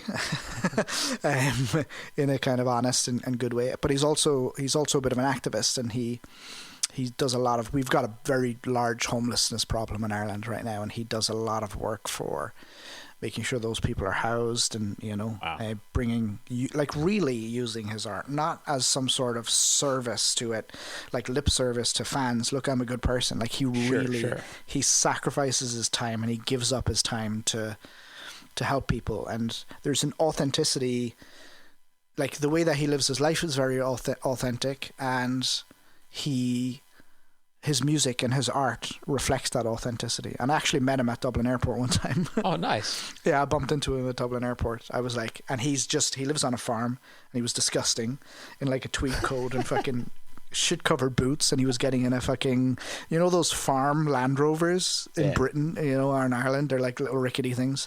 And he was picking some people up from the airport, and I was like, Glenn, like being an asshole, what up, Glenn?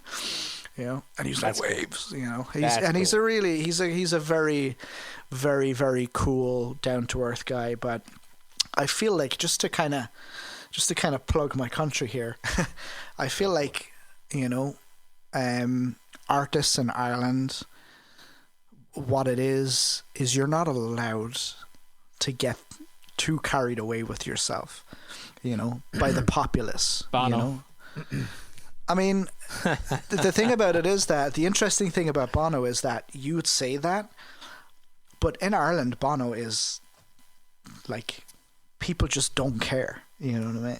People don't care. They just literally, like, they still live in the houses that they bought when they had their big hits, and they still go shopping in the village, and everyone in Dublin has a Bono or Edge story. You know? Oh, that's cool. Yeah, so when they're at home, one of the unique things about Ireland is no matter how famous you get, when you're in Ireland, You're just the person that you are. You're appreciated for your art, but you're not treated like celebrities are here. You don't get any preferential It's treatment. ridiculous here, man. It's stupid. Yeah, it's stupid. Yeah, it's so stupid. dumb. It's really dumb. By the way, I don't want to sound like I'm dissing U2. I love U2. I grew up listening to them. Big U2 fan. All right. Well, anyway, you're already a bigger U2 fan than I am. No, I mean, I appreciate what they've done for. I think we were on another podcast with Gooch. Remember when I was like, oh, fucking U2. Yeah. I mean, I think it's kind of like that might be a little bit of me being. It's very bourgeois to be a U2 fan if you're from Ireland, to be basically. But I understand. You know what though? It's a musician thing too, man. And you're not the only one. I always come into contact with musicians who these two particular groups and they're similar groups is Coldplay and U2, right? Mm-hmm. And their position in rock, like and as far as what they represent in bands, right? Mm-hmm. But they're like positioned in pop music still somewhat, right? Mm-hmm. Dude, so many musicians hate both of those bands. Like they don't just say, I'm not. They hate them. I mean, right? I don't hate U2. I wouldn't say I hate U2, but yeah, I get what you're saying. There are so many people that just hate those two bands, but I love Coldplay. I saw them live. I saw U2 live.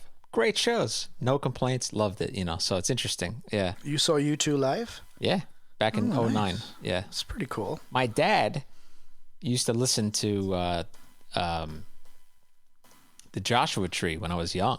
And I remember a particular summer my dad was building, he dug to install an in-ground pool, on the above ground pool for us. And then he built a deck.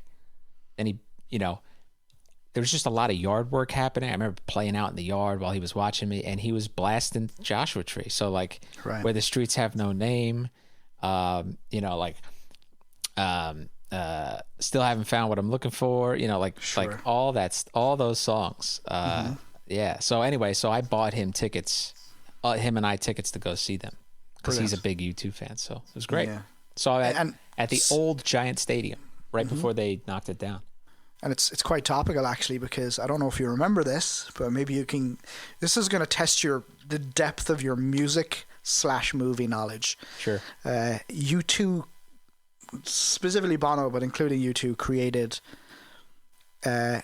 He wrote a movie, and created the soundtrack for a movie. Did the soundtrack for a movie starring Mel Gibson. Do you remember what the movie was? Oh God, hold on. I honestly don't know if I know, but can you tell me, did it come out within the last 20 years? No, I believe it came out. It was like a turn of the century movie. It was like 99, 2000. It starred, let me see who it starred here. So Salman Rushdie wrote it as well. Interesting. But I can tell you the movie. Good. Seeing as though we're talking about it. It's The $1 Million Hotel.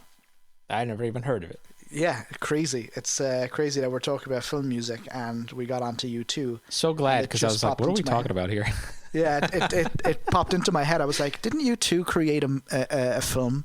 And they created a movie called The $1 Million Hotel that I've never seen.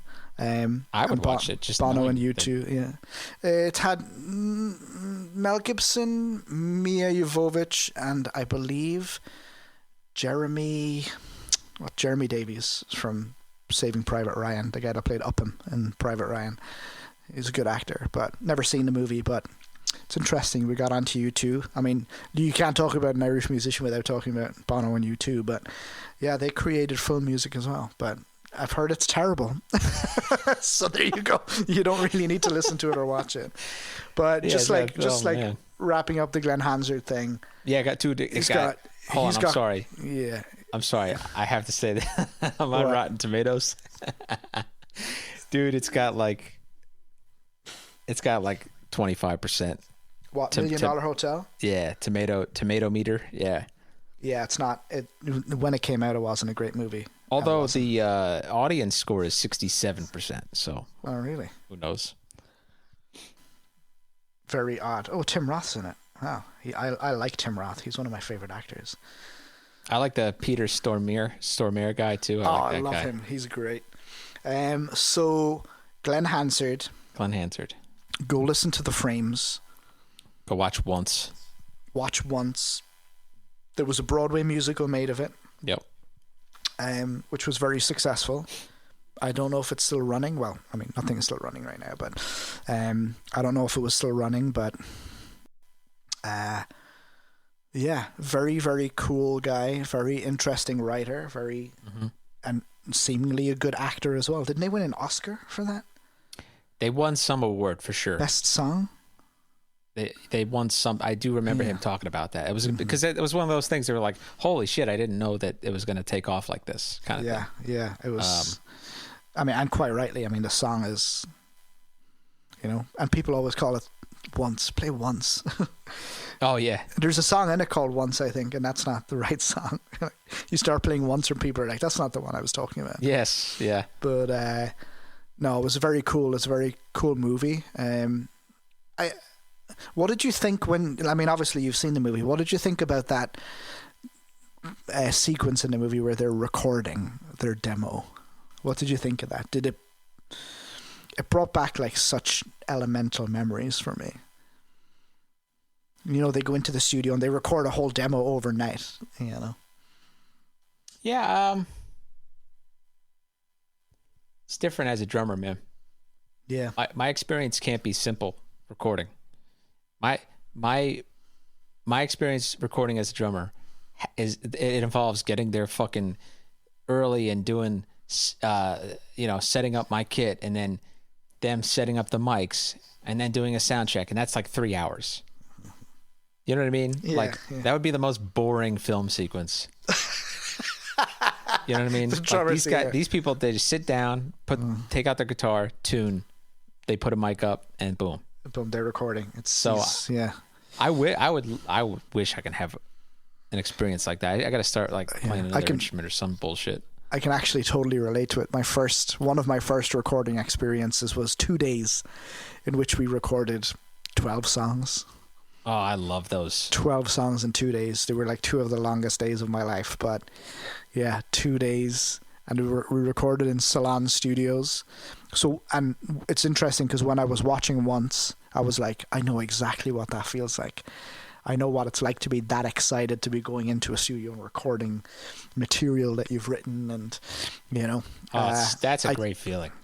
I totally got it. I thought they did it really well in the movie, and the kind of camaraderie and the kind of almost melancholy when it's done, because there's a scene in the movie where they're leaving the studio the next morning and the sun's coming up, and it's kind of like, wow, it's you've created this thing, and but yeah, that's actually a really good call. Thanks for bringing up that movie, because that's a movie that covers all bases, because it's a movie about music, it's the perfect, and I've even put a topic in here that we could talk about musicals / musical films, because that when you have something that is exactly what I described before, and then also is on Broadway, right? Mm-hmm. It represents like 3 different worlds of entertainment. Yeah, it's like, you have one of those charts where they have like the 3 circles, Sure. And then it's just in the middle of those. Mm-hmm. And yeah, man, it's a perfect. And I heard the musical's good. Yeah, I mean, I heard it's good. Yeah, it's like it's very difficult. It's very difficult being I guess it would be easier if I wasn't an Irish guy, because now it's like. Was it Americanized? It was they kept it pretty. I mean, I don't know. I mean, as far as like the accents meaning. Yeah, when somebody that I knew went to see it, and they were like, it does touch on Busch Gardens, Ireland land a little bit. So when you go to Busch Gardens, there's this like 20-minute show that they put on in the Irish portion of the theme park, which is just like nauseatingly appropriated, you know. Oh, okay. And like people are like, this person that I know that went to see it was like, it did okay avoiding that. Okay. But then it also kind of got a little bit fucking screwy with it went, you know, I mean, yeah, I'd like to go see it. I'd like to see maybe a videoed version of it, a recorded version of it.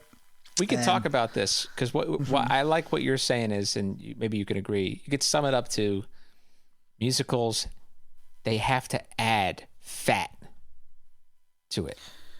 They have to add things because they can't just do the regular narrative. They have to do a song and dance to describe every goddamn emotion. So they'll add bullshit. Yeah. It really doesn't need to be there. I mean, if you're watching a movie, that is. Yeah. I mean, there's like, you know, I think it's because I saw in the trailers, because obviously Broadway shows advertise on TV, and there was in the trailer for the show, it's like there's a scene where they're like he's playing in a pub and the people in the pub are like going like that, and I'm like, oh yeah, nobody in fucking Ireland does that in a pub. And what I'm doing here is I'm making a gesture of somebody cheersing. You're doing the yo ho, yo ho, exactly, yeah. And it's like, come on, you know. So, but it's difficult. It's like, you know, it's like people making the Italian hands. Oh yeah, you know, in if there's a show about like if there's a Godfather Broadway show, which would be terrible, but fucking that has to. They give you a gun when you enter the theater. Yeah, when they enter the theater, and then that way, just instead of leaving the theater to go blow your brains out, just do it right there. Just do it right there. Yeah. After 4.5 hours of fucking, but Jesus, I nearly knocked my mic over. I keep having to unlock my computer here before. I'm not used to this. This is your world I'm entering, Anthony. Thank you for your patience, everybody, because you know we're still getting this. Getting this rolling on the technical side. Yes. You know, you'll hear Zoom. This is Zoom. So we'll do some in-person ones where Paul and I will play for sure. We'll have, you know, we're gonna try our best to get guests that we both know, and maybe have played with in person, and just because that I think that's the tastiest stuff, man. When we're talking and able to play, so we're gonna try. We're gonna do our best for that. Maybe we can even, as soon as they vaccinate us and they allow us to travel, we can do a little tour of the UK. Podcast tour. Yeah, podcast tour. That would be fun, right? That would be great, man. Yeah. That would be fantastic. Be like a podcast / beer tasting tour. We're not allowed to go to Amsterdam, that's all I can say. But this was good. I mean, I enjoyed. I think we touched on a lot of cool things, and for sure, it was great to get your opinion on some of these composers and you know, the songs. It made me think I'm gonna go watch like a bunch of these movies now. But I think it's cool, and I think we should definitely do a part 2 of this because there's so much more to talk about. You know, definitely. On the note of that, we should shut the fuck up and end this episode because we're like probably over 2 hours in because we just and I on the episode that just came out I mentioned that, like I said, you know, that was the first episode with Paul. It was great. Obviously you could tell that we can't shut the fuck up. We could just talk for, you know, hours can go by. So you and I will probably get better at like cutting it off like appropriately, you know, because we can go on and on, right? But in that regard, everybody go watch you especially Paul, go watch this movie. Just won an award for something. It's called the Sound of Metal. Oh, with Riz Ahmed, yeah.